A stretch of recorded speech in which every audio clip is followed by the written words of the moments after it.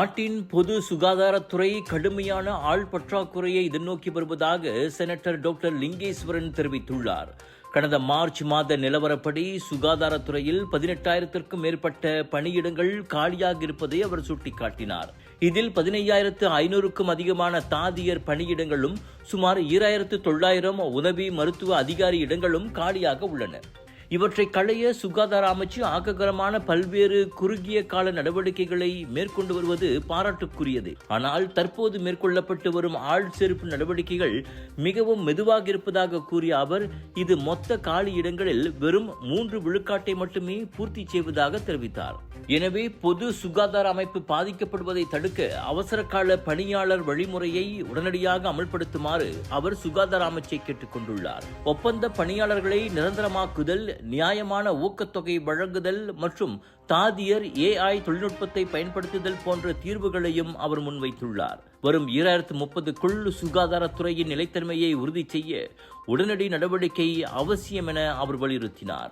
Village mall சுங்கேப்பத்தானி கடாவில் 200க்கும் அதிகமான varieties of food, panipuri, kunafa, Punjabi sweets என ரகமாய் உணவுகள், wedding collection, sari collection, kids wear, accessories என திரும்பிய பக்கமெல்லாம் 100க்கும் அதிகமான சேல்ஸ் பூத்கள். Big India shopping festival and foodie Macha food festival. இதுவரை இல்லாத பிரம்மாண்ட ஷாப்பிங் திருவிழா மற்றும் 80% டிஸ்கவுண்ட்ஸோட வில்லேஜ் மால் சுங்கேப்பத்தானி கடாவில் திரண்டு வாருங்கள்.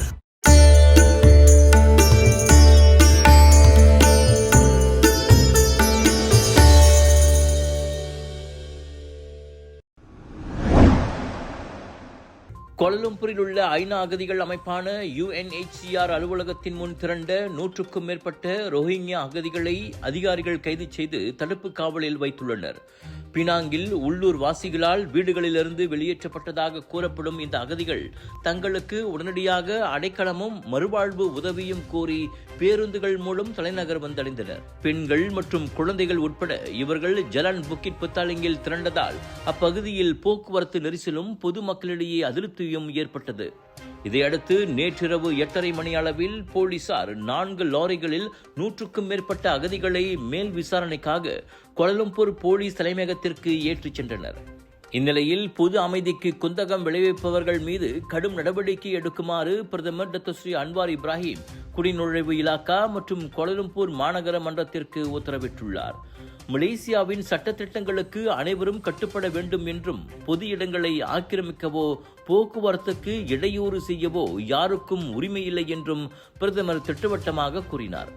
முறையான ஆவணங்கள் இல்லாதவர்களை குடிநுழைவு தடுப்பு முகாமுக்கு அனுப்புமாறும், அதேவேளையில் பெண்கள் மற்றும் குழந்தைகளை கையாளும் போது கவனமாக செயல்படுமாறும் அவர் கேட்டுக்கொண்டார். நாட்டின் பாதுகாப்பு மற்றும் பொது அமைதியை பேணுவதில் அரசாங்கம் உறுதியாக உள்ளதாக அவர் கூறினார். UNHCR தரவுகளின்படி கடந்த பிப்ரவரி இறுதி நிலவரப்படி மலேசியாவில் சுமார் 1,26,000 ரோஹிங்யா முஸ்லிம்கள் பதிவு செய்துள்ளனர். என்றாலும் பதியப்படாத பல ஆயிரக்கணக்கான அகதிகள் இன்னும் நாட்டில் இருப்பதாக மனித உரிமை குழுக்கள் தெரிவிக்கின்றன. விலையோ மலிவு, செலவோ குறைவு, தரமோ உயர்வு, மனமோ நிறைவு. மக்களின் தேர்வு என்ரிகோஸ் முழு ஆடை சத்துள்ள பால்மாவு.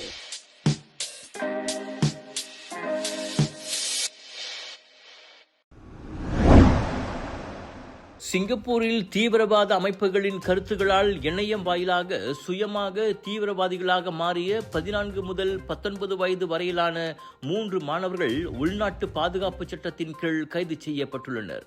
இந்த 3 சம்பவங்களுக்கும் இடையே நேரடி தொடர்பு இல்லை என்றாலும் இவர்கள் மூவரும் வெவ்வேறு இடங்களில் கொடூர தாக்குதல்களை நடத்த திட்டமிட்டிருந்ததாக மூத்த அமைச்சர் K. சண்முகம் செய்தியாளர் சந்திப்பில் கூறினார்.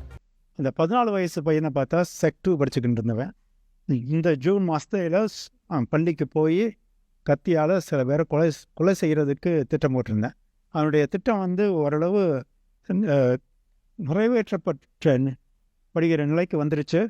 21 பக்கம் உள்ள ஒரு மேனிஃபெஸ்டோ வெளியிட்டு அதில் என்ன செய்ய போகிறேன்னு முஸ்லீம் அல்லாதவர்களை கொலை செய்கிறதுக்கு ஒரு திட்டம் போட்டிருந்தேன்.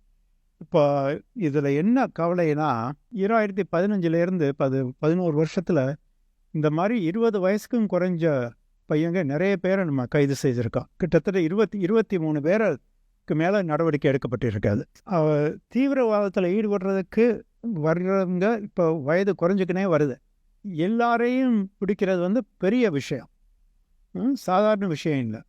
அதனால் ஒவ்வொரு குடும்பத்திலையும் ஒவ்வொரு நண்பர்களும் யாராவது ஒருத்தர் கொஞ்சம் வழி தவறி போகிற மாதிரி தெரிஞ்சிச்சுன்னா உடனே அதை வந்து ரிப்போர்ட் பண்ணுறது நல்லது. கைது செய்யப்பட்டவர்களில் 14 வயது நிரம்பிய 2ஆம் படிவ மாணவன் ஒருவனும் அடங்குவான். ஜூன் மாத பள்ளி விடுமுறையின் போது தனது பள்ளியில் உள்ள ஆசிரியர்கள் மற்றும் மாணவர்கள் மீது கத்தி குத்து தாக்குதல் நடத்த அவன் 21 பக்க திட்டத்தை தயாரித்து வைத்திருந்த நிலையில் கடந்த மே மாதம் கைது செய்யப்பட்டான். மற்றொரு 19 வயது மாணவனோ இராணுவ முகாம் மற்றும் சக மாணவர்கள் மீது தாக்குதல் நடத்த திட்டமிட்டிருந்தான். அதே சமயம் 15 வயது மாணவன் பிரஷர் குக்கர் வெடிகுண்டு தாக்குதலுக்கு திட்டமிட்டிருந்தான். கடந்த 10 ஆண்டுகளில் தீவிரவாத போக்கினால் கைது செய்யப்பட்ட 23 இளைஞர்களில் பாதி பேர் சிங்கப்பூரிலேயே தாக்குதல் நடத்த திட்டமிட்டிருந்தவர்கள் என்பது குறிப்பிடத்தக்கது. இணையம் மூலம் தீவிரவாதம் பரவுவதை தடுக்க பெற்றோர்களும் பொதுமக்களும் விழிப்புடன் இருக்குமாறு சிங்கப்பூரின் தேசிய பாதுகாப்புக்கான ஒருங்கிணைப்பு அமைச்சருமான சண்முகம் கேட்டுக்கொண்டார்.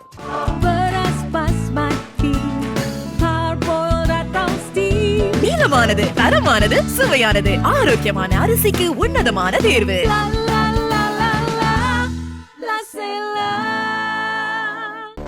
Are you ready to witness the future of artificial intelligence right here in Tamil Nadu? Join Chennai AI Summit 2026, Tamil Nadu's first international AI summit, happening on August 7th and 8th at VIT Chennai. Meet world-renowned AI experts, researchers, industry leaders, entrepreneurs, startup founders, and technology innovators from across the globe.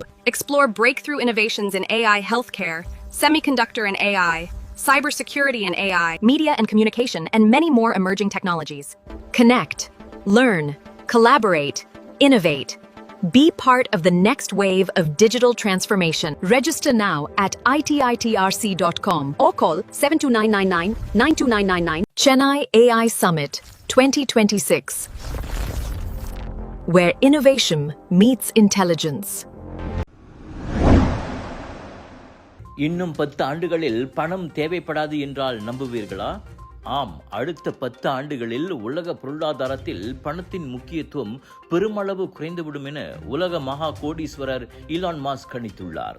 AI மற்றும் robotics தொழில்நுட்பங்களின் அதீத வளர்ச்சியால் 2036ஆம் ஆண்டுக்குள் மனிதர்களுக்கு தேவையான பொருட்கள் மற்றும் சேவைகள் அதிக அளவில் உற்பத்தி செய்யப்படும் என அவர் தெரிவித்துள்ளார்.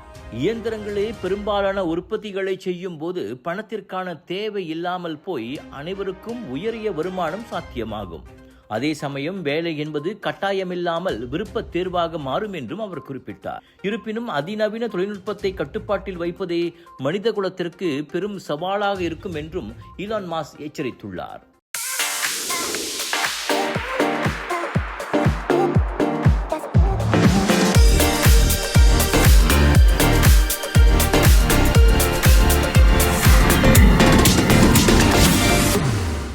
வணக்கம் மேக்ஸ், உங்கள் புதிய OTT உலகம். எல்லா வகை தகவலும் பொழுதுபோக்கும் ஒரே இடத்தில், குறைந்த விலையில் நிறைந்த அனுபவம். இப்போது 2 மாதங்களுக்கு இலவச சந்தா. வணக்கம் மேக்ஸ், உங்கள் பொழுதுபோக்கின் புதிய முகவரி.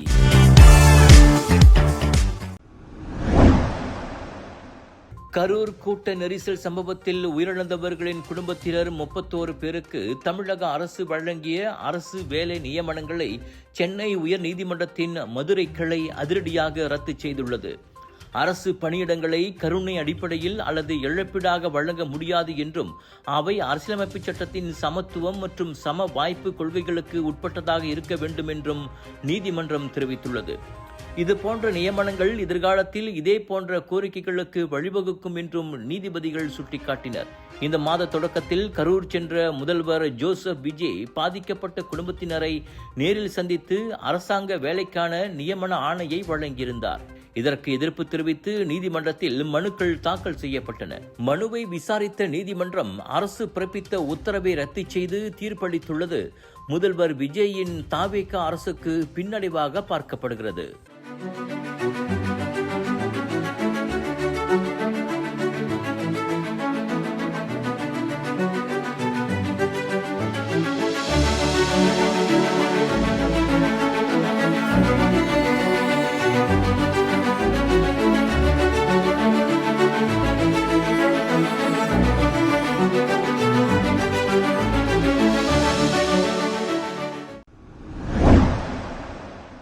மேற்கு ஆப்பிரிக்க நாடான மாலியில் கடத்தப்பட்ட 75 வயது இந்திய வம்சாவளி வைர தொழிலதிபர் சுமார் 3 மாத கால சிறைப்பிடிப்புக்கு பின் விடுவிக்கப்பட்டுள்ளார்.